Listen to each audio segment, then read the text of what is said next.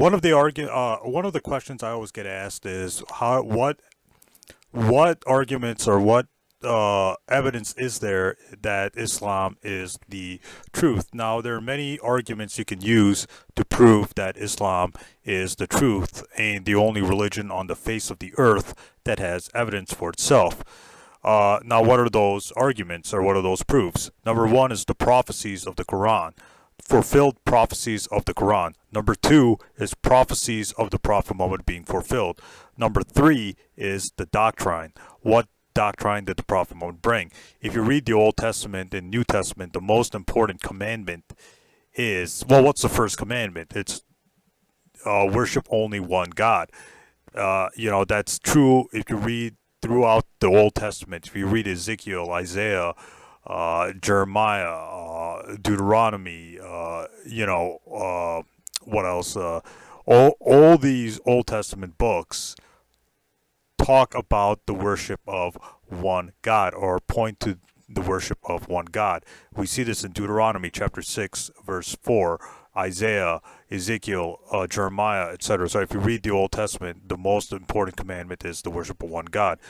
So does the Prophet Muhammad say that? Yes, the Quran teaches the worship of one God in the Quran chapter 112 verses 1 to 4. So the doctrine needs to match up with what the Old Testament or what the Bible says. The Bible says worship one God, the Quran and the Prophet Muhammad affirm that belief.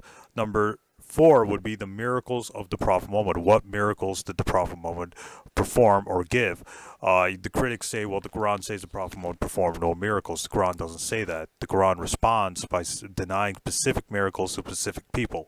So, that's a broader topic, but the miracles of the Prophet Muhammad is one of the other ways we can prove that Islam is the truth. Arguments that shouldn't be used is the scientific accuracy of the Quran. There's only maybe 2 or 3 scientific miracles in the Quran. Most of the so-called scientific miracles of the Quran were a lot of the scientific statements in the Quran were found in pre-Islamic beliefs or pre-Islamic people. So we can't really use scientific accuracy to prove the Quran. So that's a bad argument. There's only maybe like 2 or 3 scientific miracles of the Quran. And the second argument that shouldn't be used is Prophet Muhammad being prophesied in the Bible. Like I said in the previous video, the Quran talks about the revealed Torah in the Gospel. That's not the physical Old Testament and New Testaments that we have today. So the Prophet Muhammad is not clearly foretold or prophesied in the Old Testament and New Testaments that we have today. So this is a bad argument that doesn't work, in order to prove Islam.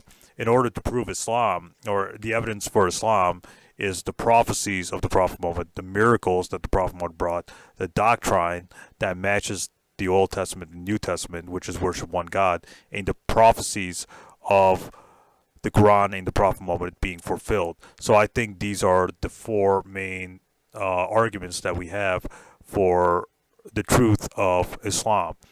Another point, which is a very minor point, would be the preservation of the Quran.